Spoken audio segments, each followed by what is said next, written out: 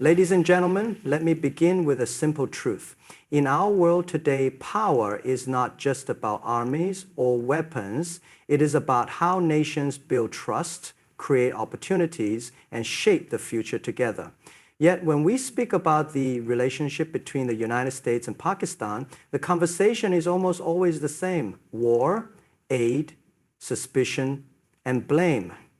But there is another story, one that very few people ever talk about. A story of sacrifices that were forgotten, opportunities that were ignored, and possibilities that remain untapped even today.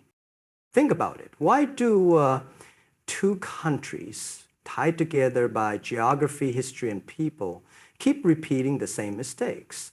Why does the world rarely acknowledge the price Pakistan has paid for global security, or the role the US has played in shaping Pakistan's destiny?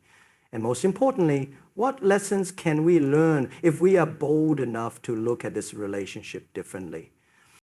In this speech, I want to share with you truths that are rarely discussed in the open.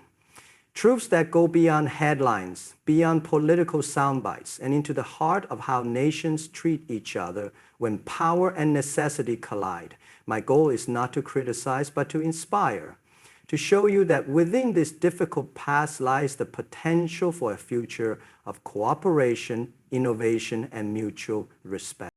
So I ask you to stay with me until the very end, because the journey we are about to take is not just about the United States and Pakistan. It is about understanding how relationships built on short-term interests can either trap us in cycles of mistrust or, if reimagined, unlock possibilities that benefit not just two nations, but the entire world. This is a story of lessons of hope and of a truth that no one talks about, but everyone needs to hear.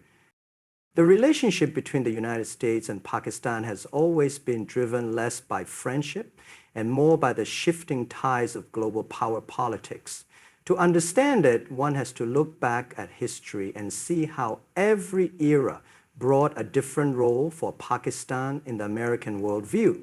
During the Cold War, Pakistan became an important ally for Washington in containing Soviet influence in South Asia. Military and financial aid flowed in, but it was never about Pakistan's long-term development. It was about positioning Pakistan as a frontline state in the larger East-West rivalry. When the Soviets invaded Afghanistan in 1979, once again, Pakistan became indispensable, serving as the logistical hub and intelligence partner for the US-led effort to push Moscow out of the region. Billions of dollars were poured into arms and operations, and Pakistan's strategic geography became its most valuable asset. But when the war ended and the Soviets withdrew, Pakistan was suddenly left isolated, sanctioned, and accused of fostering extremism, showing that its importance to Washington had always been conditional. The story repeated itself after 9/11.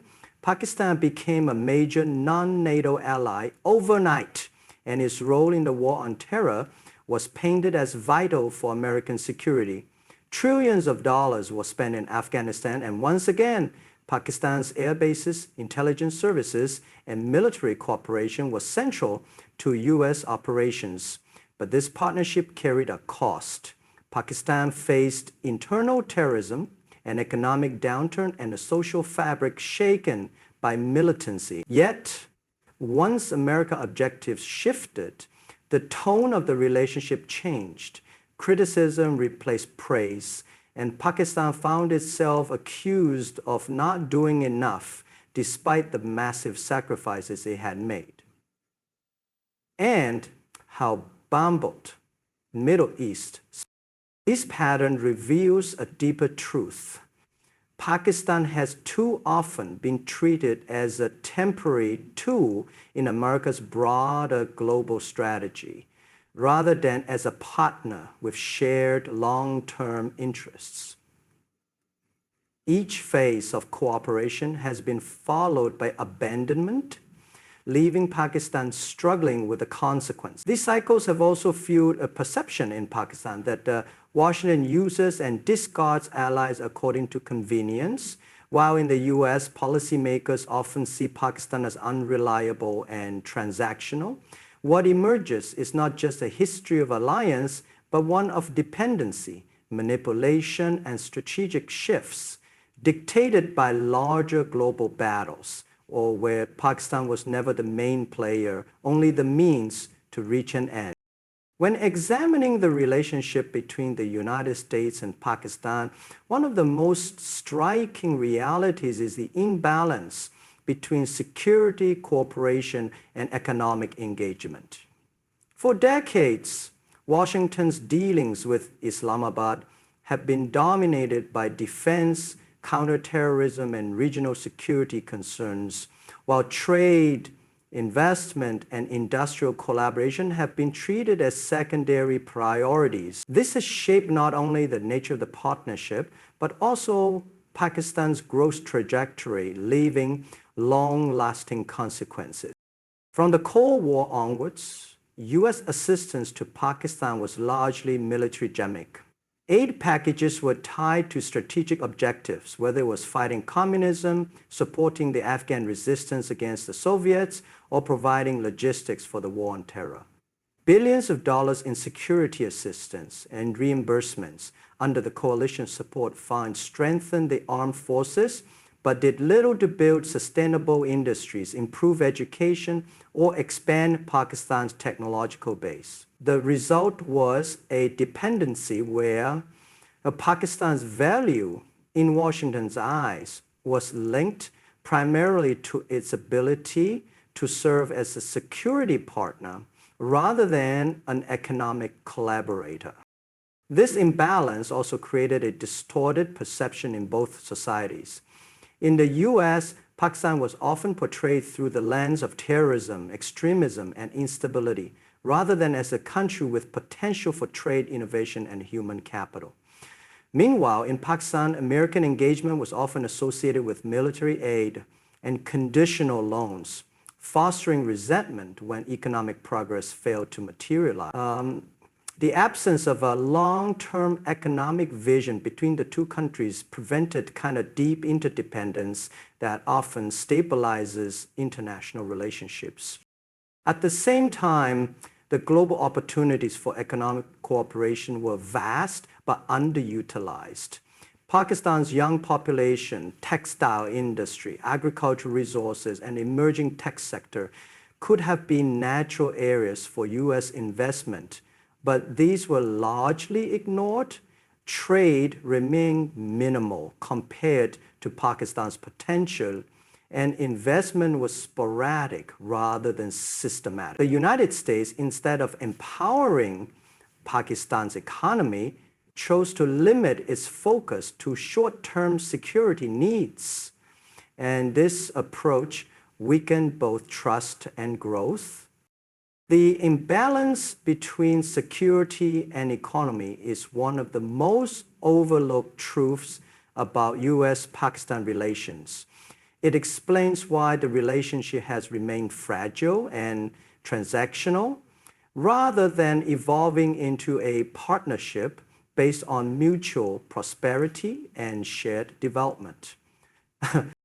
The story of the United States and Pakistan is marked by a constant undercurrent of mistrust. And this trust deficit has shaped the way both nations view each other. On one side, Washington is often accused Islamabad of playing a double game, accepting American aid while allegedly maintaining ties with groups that threatened US interests. On the other side, Pakistan has consistently felt that America uses it for its strategic goals and then abandons it when those goals are achieved. This cycle has created a relationship where suspicion outweighs confidence, and both sides hesitate to fully commit to one another.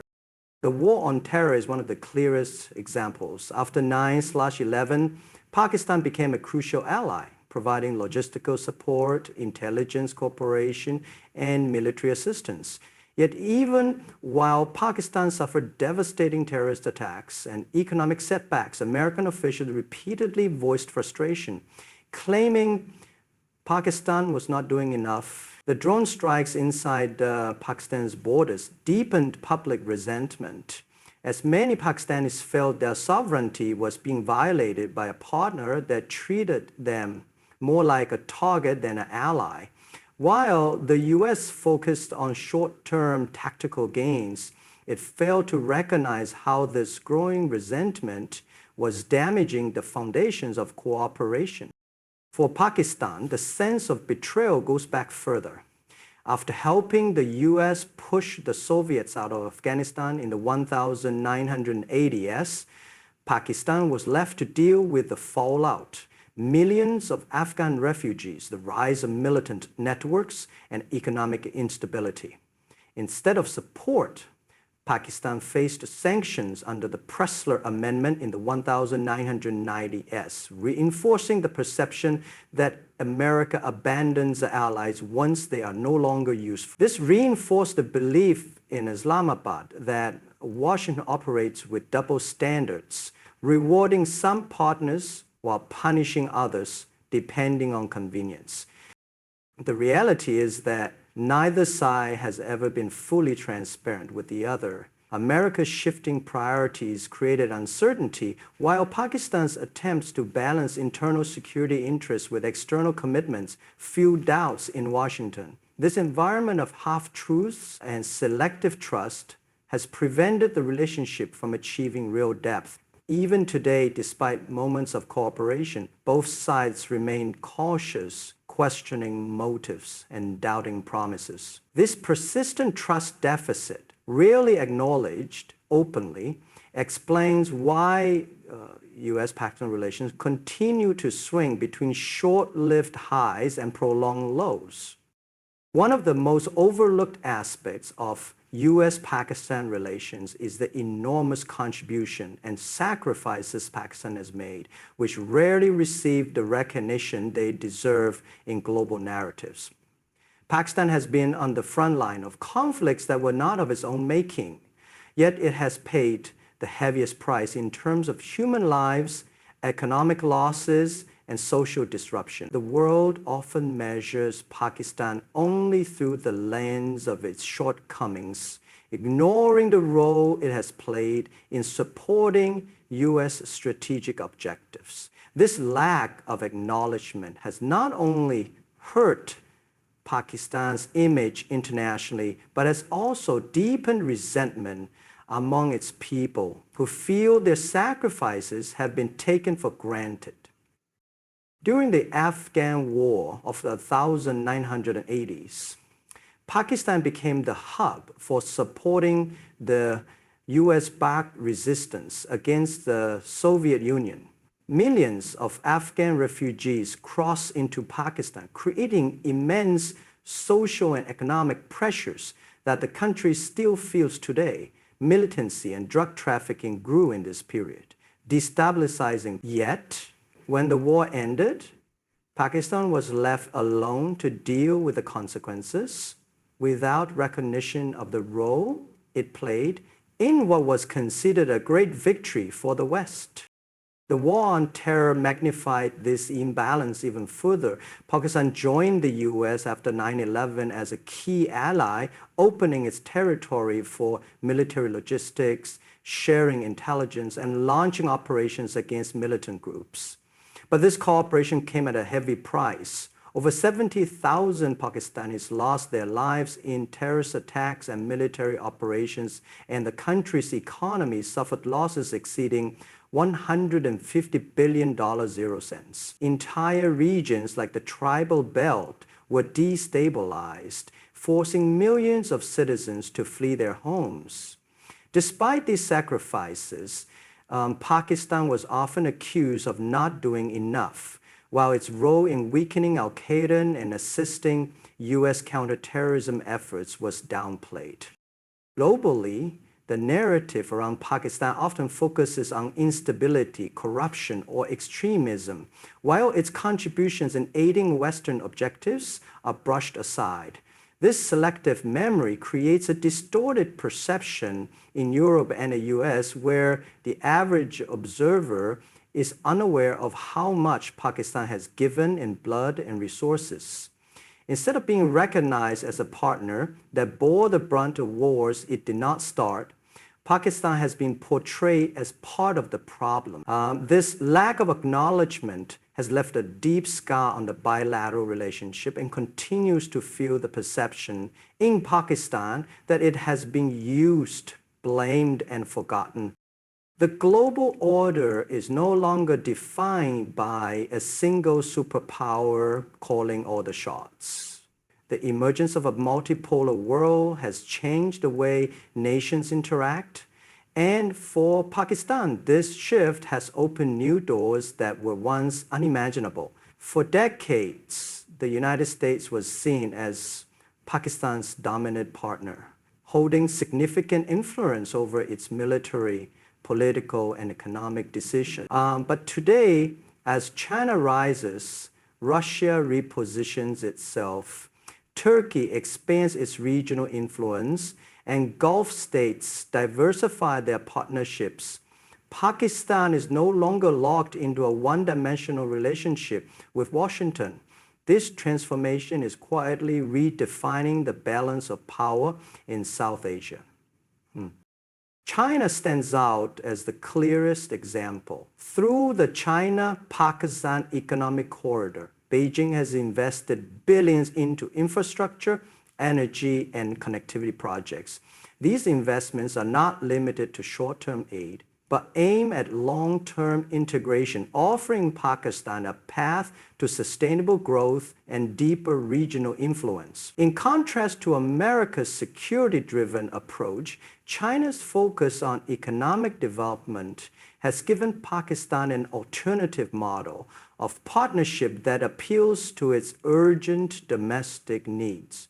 Russia, once distant due to Cold War alignments, has also shown increasing interest in energy and defense cooperation, signaling another shift in Pakistan's foreign policy landscape. Turkey and the Gulf states add further dimensions.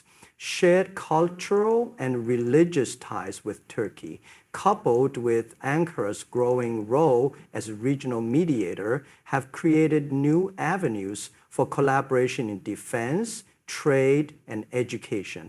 Meanwhile, Gulf nations, particularly Saudi Arabia and the UAE, are looking beyond oil dependency and investing in new sectors where Pakistan's labor force and geographic position make it a natural partner. These relationships reduce a sense of isolation that Pakistan once felt when its ties with the US soured.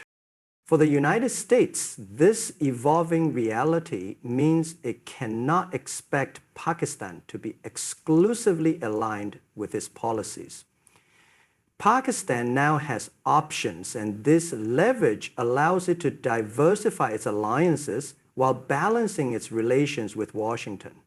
The emerging multipolar world has given Islamabad more space to maneuver and resist external pressure, something it struggled with in earlier decades. This shift does not mean Pakistan has abandoned the United States, but it highlights a growing truth. In today's world, no single power can dictate Pakistan's choices the way it once did. Amidst the long history of ups and downs between the United States and Pakistan, there lies an untapped potential for cooperation that is rarely discussed. For decades, the relationship has been dominated by security concerns and geopolitics, overshadowing the possibilities in fields that could transform both nations' engagement into something more constructive and sustainable. The truth is that beyond military aid and counterterrorism efforts, there are vast opportunities in technology, trade, education, energy, and cultural exchange that remain largely unexplored. If these areas were prioritized, the relationship could move from a transactional nature to one that genuinely benefits people on both sides. Technology is perhaps the most promising avenue. Pakistan has a young and fast-growing tech workforce with startups emerging in fintech, e-commerce, and software development. The United States, being home to Silicon Valley, has the expertise, resources, and investment culture that could nurture this sector. Joint ventures, mentorship programs, and direct investment could turn Pakistan into a hub for digital innovation, while giving American companies access to a large and untapped market. Similarly, educational collaboration could strengthen human capital. Scholarships, research exchanges, and partnerships between universities could build bridges that last beyond political cycles, creating generations of professionals with mutual understanding and shared values. Trade and clean energy also present enormous possibilities. Pakistan's textile and agricultural industries could find stronger markets in the U.S. if trade barriers were lowered and investment encouraged. In return, American companies could benefit from low-cost production and access to South Asian and Central Asian markets through Pakistan's geographic position. On energy, Pakistan faces growing demand but lacks modern infrastructure. The U.S., with its expertise in renewable technologies, could play a transformative role in helping Pakistan shift towards solar, wind, and hydropower solutions, reducing dependency on fossil fuels while opening new business opportunities. Cultural and people-to-people exchanges are another underutilized dimension. The Pakistani diaspora in America is vibrant and successful, contributing to healthcare, academia, and business. Harnessing these connections can create stronger economic and cultural bonds. Yet, instead of focusing on these positive aspects, both governments remain locked in conversations about terrorism and security. The untapped potential of cooperation represents the missing link in this relationship. If explored sincerely, it could turn one of the world's most mistrustful partnerships into one of the most productive, creating stability in South Asia while also fostering prosperity that benefits not just two nations, but the wider international community. In conclusion, the story of U.S.-Pakistan relations is not simply one of allies and rivals, but of a complex journey shaped by history, mistrust, sacrifice, and shifting global realities. Too often, this relationship has been defined by short-term security interests and overlooked contributions, leaving untapped the immense possibilities that lie in economic growth, education, technology, and cultural exchange. What remains clear is that Pakistan is no longer a passive player in someone else's strategy. It is stepping into a multipolar world where it has options, choices, and a voice of its own. The real challenge and opportunity for both nations is to move beyond old habits and reset their engagement on the basis of mutual respect, shared prosperity, and long-term cooperation. Only then can this relationship evolve from being transactional to transformational. I wish you all the best as you reflect on these truths and carry this conversation forward. Thank you for your attention, and may the future bring stronger, fairer, and more meaningful partnerships for us all.